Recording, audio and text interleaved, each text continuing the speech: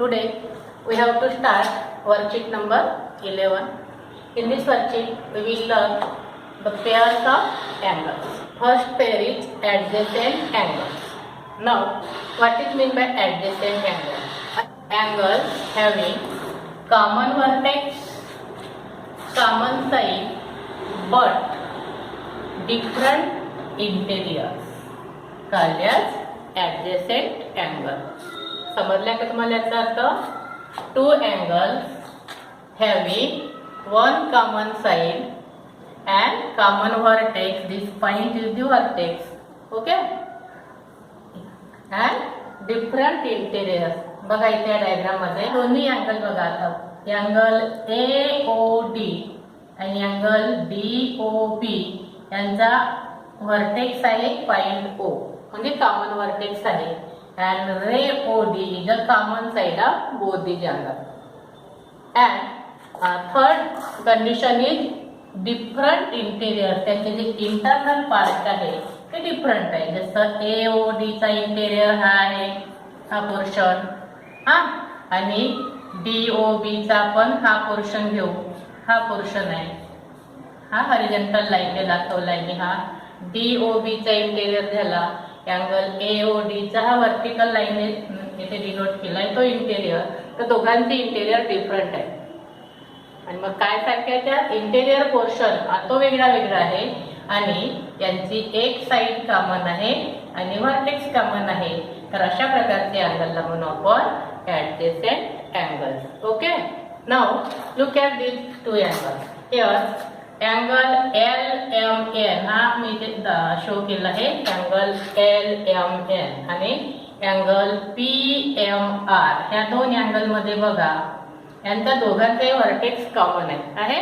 आपल्या डेफिनेशन नुसार first condition याला फॉलो करत आहे. डायग्राम वर्टेक्स कॉमन आहे पण ऍडजेसेंट दोघांची कॉमन साईड आहे का बघा. LMN आणि PMR ह्या दोघांच्याही साईड एकही कॉमन साईड नाही म्हणून this is not a pair of adjacent angle. समजत आहे? कॉमन वर्टेक्स आहे पण दोन्ही अँगलच्या साईड्स कॉमन नाही म्हणून हा वर्टेक्स म्हणून ही पेअर आहे. ऍडजेसेंट अँगलची पेअर म्हणता येणार नाही. नंतर थर्ड डायग्राम बघा इथे. आता इथे बघा हे दोन अँगल कोणते दोन्ही अँगल्स आहेत. अँगल PQR आणि अँगल QRS. आता इथे दोघांचे वर्टेक्स आहे. PQR चा वर्टेक्स Q आणि QRS चा वर्टेक्स X. हे दोन्ही वर्टेक्स कसे आहे डिफरंट आहे म्हणजे कॉमन आहे का नाही. साइड मात्र एक कॉमन आहे QR पण वर्टेक्स कॉमन नाही म्हणून ही सुद्धा ऍडजेसेंट अँगलची पेअर म्हणता येणार नाही. फक्त या तिन्ही डायग्राम मध्ये ही ऍडजेसेंट अँगलची पेअर आहे. ओके, समजलं तुम्हाला? ऍडजेसेंट अँगल दोन्ही अँगल मध्ये एक साइड कॉमन आणि एक वर्टेक्स कॉमन तर त्याला म्हणायचं त्या पेअरला म्हणू आपण pair of adjacent angles. Now second pair of complementary angles. कशाला म्हणायचं complementary angles? If sum of two angles, sum म्हणजे त्यांची ऍडिशन, त्यांच्या मेजर दोन्ही अँगलचं मेजर दिलं असेल तर त्यांची ऍडिशन किती आली पाहिजे 90 degree. If sum of given two angles is of 90 degree then such type of angles called as complementary angles. Okay, जसं now these are two angles. Measure of one angle is 45 degree, another is 45 degree.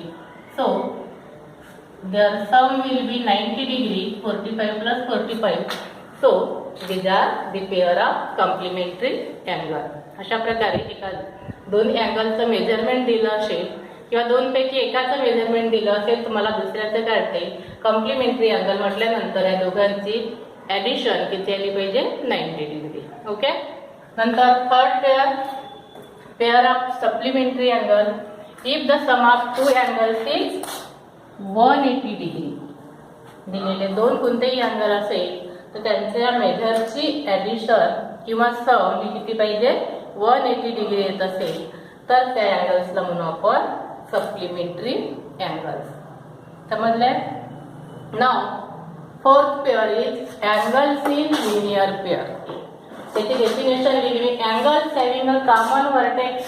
हे दोन angles आहे, angle AOB and angle AOC यांचा vertex common आहे. And common side राहील एक. इथे vertex common आहे, कॉमन साइड आहे, म्हणजे हे ऍडजसेंट अँगल म्हणता येईल यांना. पण याच्यामध्ये काय वेगळं आहे, वेगळी काय कंडिशन आहे, तर ह्या अनकॉमन साइड्स आहेत अँगलच्या, ह्या अनकॉमन साइड्स एकमेकांचे अपोजिट रे आहेत. हे महत्वाचं आहे. किंवा हे अपोजिट रे आहे, जसं हा ओरिजिन आहे या रेचा, रे OC आणि रे OB हे एकमेकांचे अपोजिट रे आहेत. आणि या दोघांचं कॉम्बिनेशन मिळून एक लाईन तयार होते. या दोन अँगल मिळून एक लाईन, स्ट्रेट लाईन तयार होत असेल तर त्या पेअरला म्हणतात angles in linear pair. And angles in linear pair are always supplementary. Supplementary असतात म्हणजे या दोघांची ऍडिशन, या दोन्ही अँगलची ऍडिशन किती असते? 180 डिग्री. नेहमीसाठी लक्षात ठेवायचं, major of angles in linear pair is 180 degree. That means they are supplementary angle. Okay. Now some examples are given, we have to solve it. Example 1, measure of given angle is 20 degree, then find its measure of complementary angle. एका अँगलचं major 20 degree आहे, तर त्याच्या complementary अँगलचं major किती असेल हे तुम्हाला तोंडी सोडवता येतं.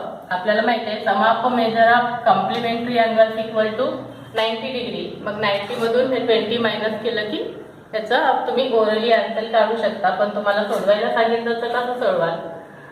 लेट काय लिहू आपण? Let measure of complementary angle is x.